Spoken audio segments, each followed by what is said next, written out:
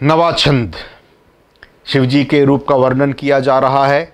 प्रफुल्ल नील पंकज प्रपंच कालिम प्रभा वलंबी कंठ कंदली रुचि प्रबद्ध कंधरम स्मरच्छिदम पुरच्छिदम भवच्छिदम मखच्छिदम गजच्छिदांध कांच्छिदम तमंत काच्छिदम भजे। यहाँ पर इन्होंने किन किन को मारा है, संहार किया है, उसका भी वर्णन किया जा रहा है। 2 श्लोकों में इनका वर्णन किया जाएगा। प्रफुल्ल नील पंकज प्रपंच कालिमा प्रभा अवलंबी कंठ कंदली रुचि प्रबद्ध कंधरम स्मरह छिदम पुरह छिदम भवः छिदम मखः छिदम गजः छिदम अंधकः छिदम तमंतकः छिदम भजे। मैं ऐसे शिवजी को भजता हूँ, आराधना करता हूँ। ये इससे संबंधित चित्र हैं। अब इनके शब्दों का अर्थ समझते हैं। बहुत सुंदर अर्थ है इनका। शिवजी के संहारक शक्ति का यहाँ पर वर्णन किया जा रहा है। पर प्रफुल्ल, पहला शब्द आया प्रफुल्ल। प्रफुल्ल का मतलब होता है फुल्लित हुआ। प्रफुल्ल मतलब पूर्ण विकसित, पूर्ण विकसित। पुष्प बीज होता है, धीरे धीरे खिलता है और कुछ देर बाद पूरा खिल जाता है। तो इस पूरे खुली हुई अवस्था को प्रफुल्लित कहा जाता है। खुशी के लिए भी प्रफुल्लित का वर्ड का उपयोग किया जाता है। प्रफुल्लित होना मतलब खुश होना, प्रसन्न होना। यहाँ पर प्रफुल्लित, खिला हुआ। नील, नीला। पंकज मतलब कमल। आँखों के लिए इनका उपयोग किया जाता है नील कमल का। रामचंद्र जी के बारे में भी कहा जाता है। कंज, कंज का मतलब होता है कमल। पंकज को कंज भी बोला गया है। श्री राम जी की स्तुति में इस शब्द का उपयोग बहुत बार आया है। नव नील कंज, कंजारू लोचन, कंज मुख, पद कंजारुणम। कंज मतलब रामचंद्र जी के जो अंग प्रत्यंग हैं, चेहरा, आँखें, भुजाएं, सब कमल के समान है। कमल को बहुत पवित्र माना जाता है, बहुत सुंदर देवीय पुष्प माना जाता है। पंकज, कमल, कंज, कंजलोचन, कंजारू। प्रपंच मतलब फैलाव, विस्तार। कालिमा, काला, श्यामल। प्रभा मतलब दीप्ति, प्रकाशित। बहुत बार ये वर्ड उपयोग आया है। शिवजी का जो बदन है वो प्रभायुक्त है, उसमें आभा है, तेज है। प्रभा का मतलब यहाँ पर अगर आप देखेंगे तो बॉडी में जो एक तेज होता है वो इनके शरीर में दिखाई पड़ता है। अवलंबी, आश्रय से या सहारे। पहले वाले छंद में भी आया था। गलेव्य लंब लंबिताम, जिनके गले में लंबे लंबे सांप लटक रहे हैं, गले के सहारे। गलेव्य लंब लंबिताम, गलेव्य लंब मतलब गले का अवलंब लेकर के, सहारा लेकर के। कंठ मतलब गला। कंदली, जो गले की ये जो कॉर्ड होती है, गल नाल इसको बोला जाता है। ये कंदली के लिए, कंदली का मतलब लता होता है, बेल होता है, नाल। यहाँ पर कंठ कंदली का मतलब होता है गले की ये जो नाल है, सांस की नली, इसको कंठ कंदली बोला गया है। रुचि, यहाँ पर आभा, तेज, प्रकाश। प्रबद्ध, सुगठित, बलिष्ठ। कंधरम मतलब गला, ग्रीवा।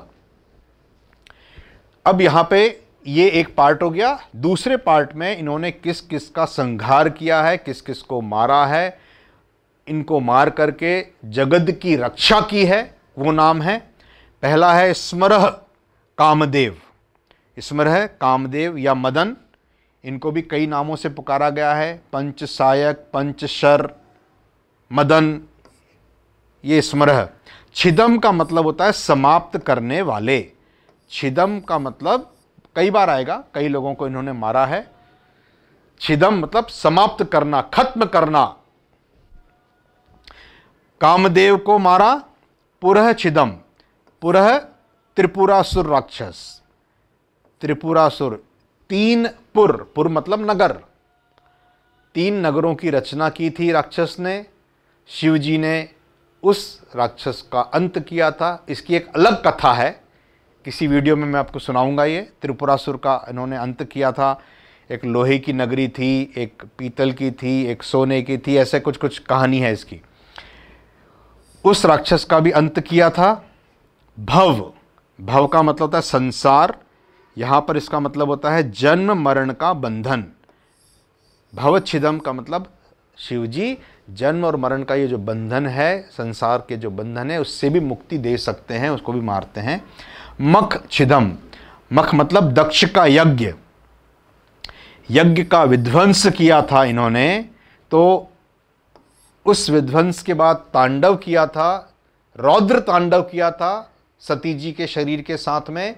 तो मखः छिदम मतलब यज्ञ को समाप्त करने वाले, दक्ष के यज्ञ को समाप्त करने वाले मखः छिदम। गजः छिदम, गजासुर नाम का एक राक्षस होता था। इसी गजासुर का सिर काट करके गणेश जी को लगाया गया था। गजासुर जिसका सिर गज के जैसा था, हाथी के जैसा था, वो काट कर गणेश जी की ट्रांसप्लांट हुआ था, हेड ट्रांसप्लांट। गजब की टेक्नोलॉजी थी साहब उस समय। तो अब क्या है ना, हमारा विज्ञान जो है वो धीरे धीरे तरक्की कर रहा है।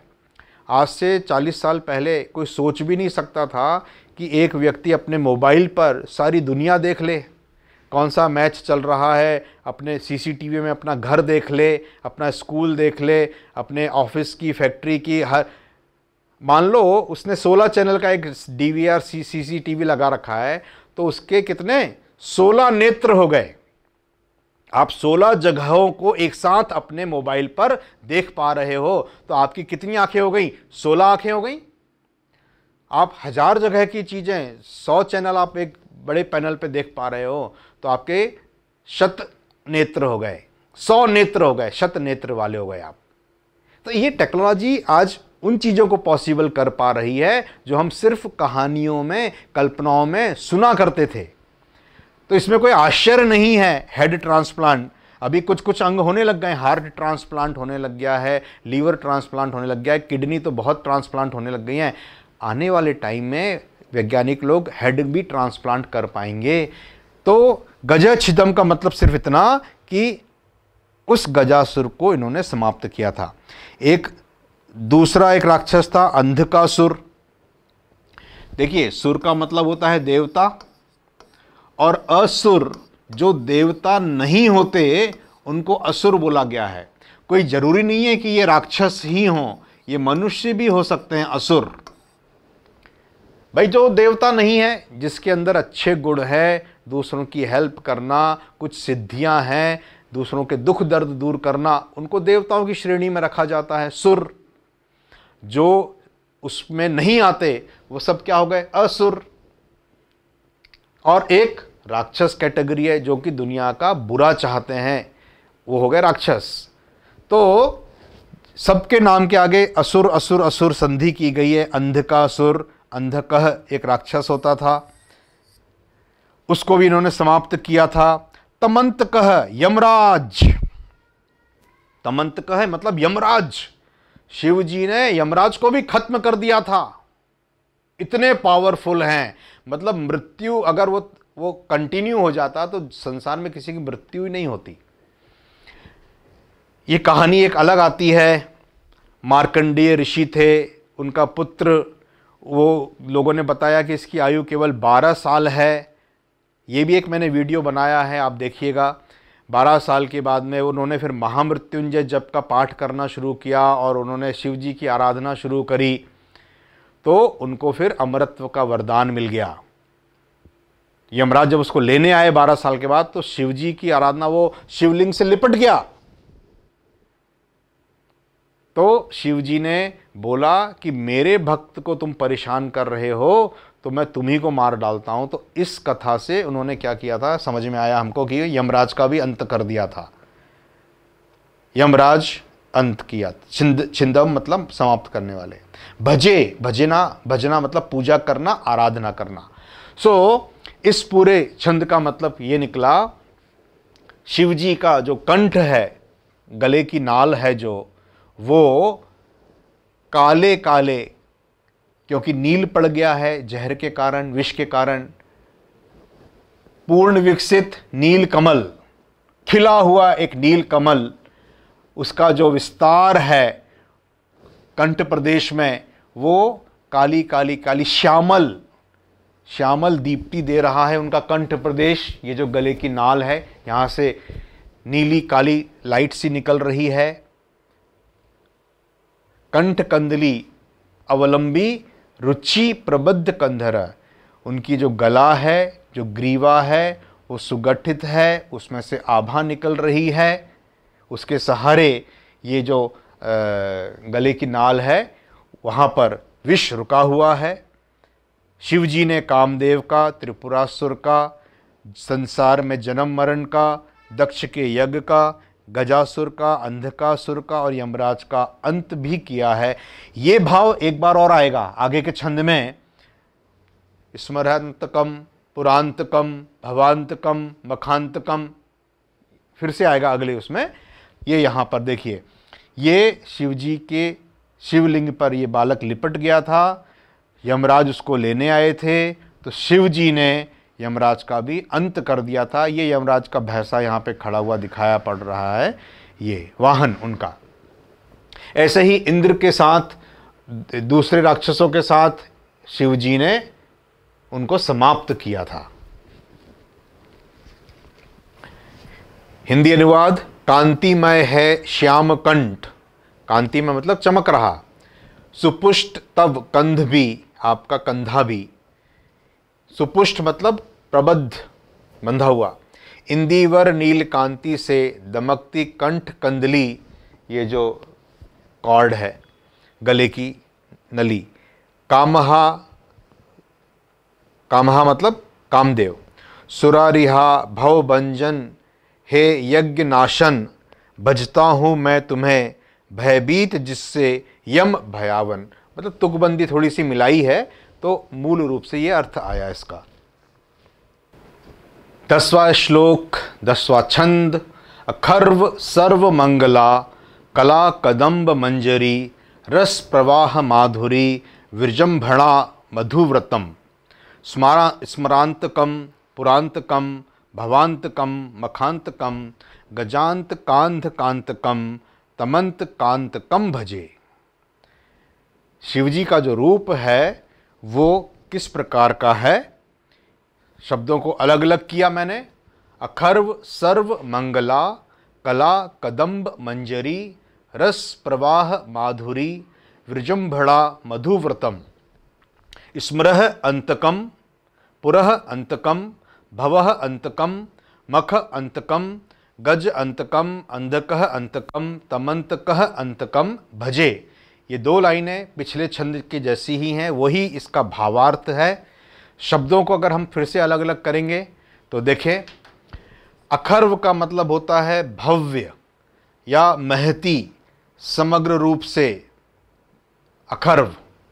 सर्व मतलब सभी, मंगला मतलब मंगल करने वाला, हितकारी, भला करने वाला, कला मतलब कला, आर्ट, इंग्लिश में इसको बोलते हैं आर्ट, कदम्ब समूह या वृंद, समूह कदम्ब कहते हैं इसको, मंजरी मतलब फूलों का गुच्छा या अभिव्यक्ति होती है, मंजरी का मतलब यहाँ पे समूह, गुच्छा,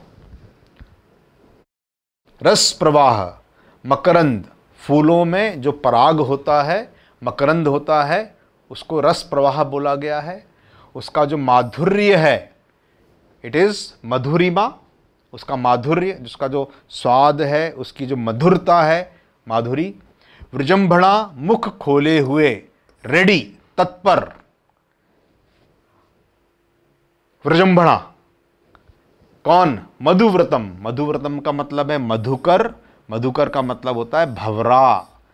भवरा काले रंग का उपवन में आपने देखा होगा, जगह जगह उड़ता हुआ करता हुआ घूमता है। उसकी क्या खासियत होती है? वो फूलों पे जाकर के बैठता है, उनका जो रस है, माधुर्य है, पराग है, उसको वो चूसता है, भवरा। तो यहाँ पर ये जो भाव आया वो ऐसा आया कि सभी प्रकार की, भव्य प्रकार की श्रेष्ठ कलाएं, श्रेष्ठ कलाओं का जो समूह है वो पुष्पों के गुच्छे के जैसा है।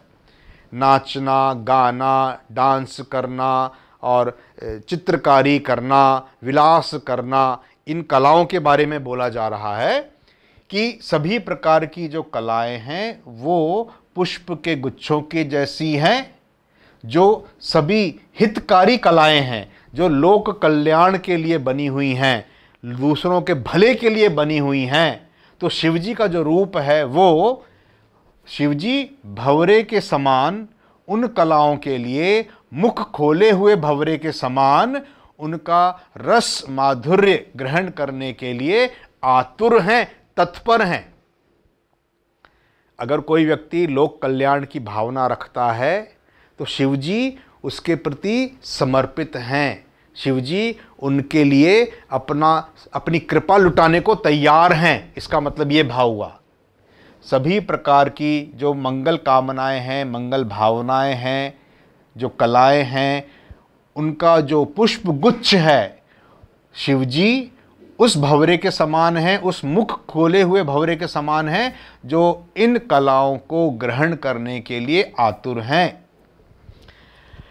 स्मरः कामदेव, अंतकः मतलब अंत करने वाले। पिछले छंद में हमने देखा था छिदम, समाप्त करने वाले। यहाँ पे अंत करने वाले, एक ही रूप है, एक ही भाव है।